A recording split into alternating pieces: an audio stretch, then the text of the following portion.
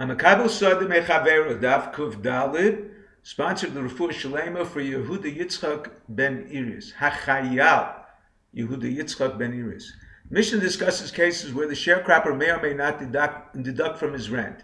Number one, a tenant farmer or sharecropper leased an irrigated field that had a stream running through it, making it easy to water the field or a field with a tree whose fruit the sharecropper could eat. However, the spring dried up and the tree was cut down. He cannot deduct from his rent to offset his loss. He did not stipulate his lease is based on the tree or spring being there. The Gemara explains, the Mishnah cannot mean a large river dried up that supplies all the farmers in the area. This is a makas medina, a general drought that affects all the farmers in the area. In such a case, he can deduct his rent. The Mishnah refers to a canal running from the main river to his field that dried up. He can irrigate by filling buckets from the main river. Therefore, he cannot deduct from his rental fee.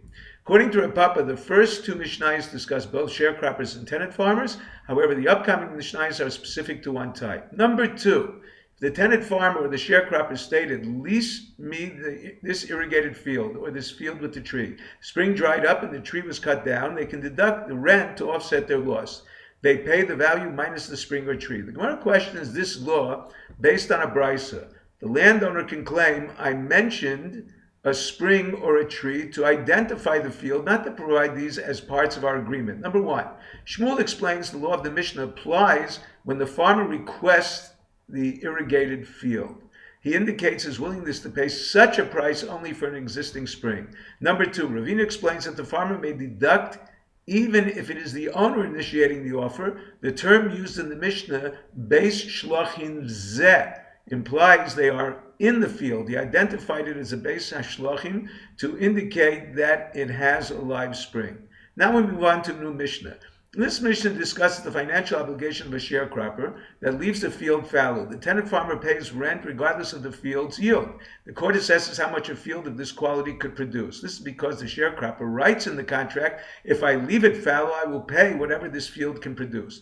Gemara refers to the content of this document as Lashon Hedya, the text of layman and not instituted by the Chachamim. In spite of this, it is legally binding. The Gemara cites other examples of Lashon Hedya that are binding contractually. Number one, a husband writes in the ksuba that he commits to pay his wife's obligations. Therefore, he must provide a carbon olav yoretz, a sacrifice for her according to his financial standing. Number two, Hillel did not disqualify Alexandrian children as mamzerim, even though other men would cohabit with their wives after erusin, because the first husband stipulated in the ksuba that betrothal was conditional on entering the second stage of marriage, chuppah.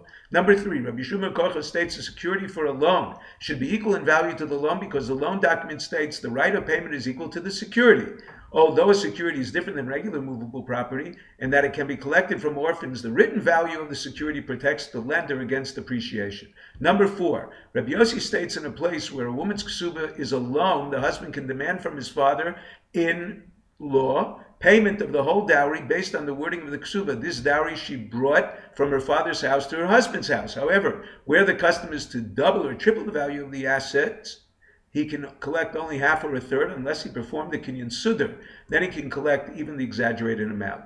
One question is when a father says, give 400 zuz to my daughter in her ksuba, does he mean the 400 should be recorded, the value being 200, or it is the amount she should receive and 800 should be written? Mara suggests three ways of determining. Number one, Rav Ashi distinguishes between a father saying write for her as opposed to give to her.